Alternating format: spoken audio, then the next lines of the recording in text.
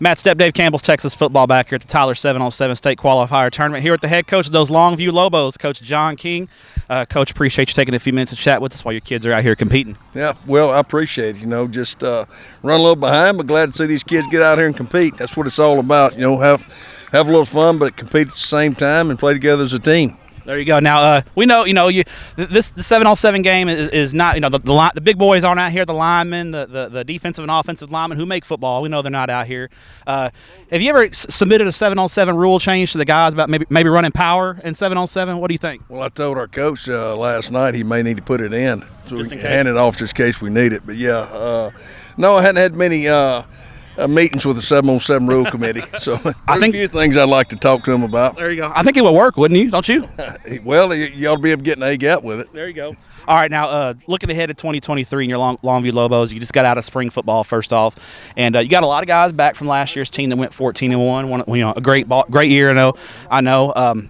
When you come in spring ball and coming out, what did you guys want to get accomplished this spring? Did you get that accomplished? And I guess the biggest question is, did you come out of it healthy? Well, the second part, yes, we came out of it healthy. We had a pretty physical spring practice. We felt like we needed to work on some things in the line of scrimmage, and we did.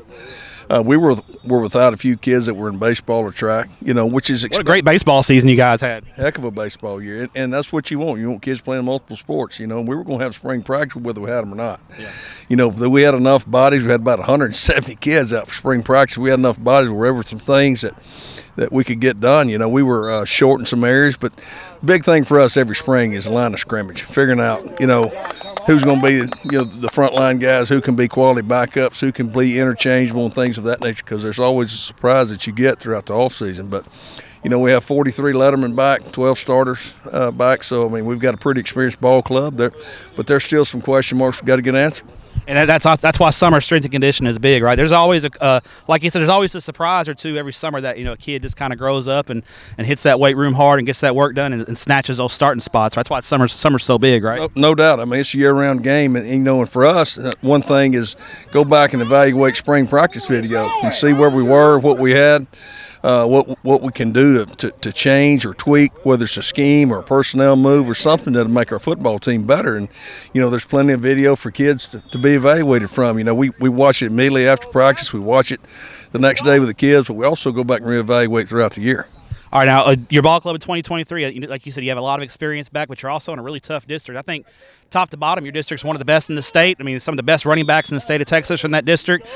There's a challenge each and every week in your district, isn't there? There's no doubt. I think there's probably 6 of the 8 teams have a legitimate shot of getting in the playoffs, and the other 2 just they're coming. It's not like they can beat you on any given night. You put them in another district, they're probably a playoff team, right? They probably are, but you look at the quality of players in our district, top to bottom. As you mentioned, I would say there's 4 or 5 Division I running backs right now in our district, which is kind of unique. But there's some real good players. A lot of people have quarterbacks back, which is important. We lost ours, but we got some guys vying for that job. But the experience that you have going into the season is so important. But top to bottom, as you mentioned, I think 7-5A is going to be a tough district. And not only good players, a lot of good coaches. I'm sure when you pop on the film, you're seeing a lot of well-coached football teams as well, right? They are good coaches and good guys, and get along with each other, and they make it work, for the kids. So, but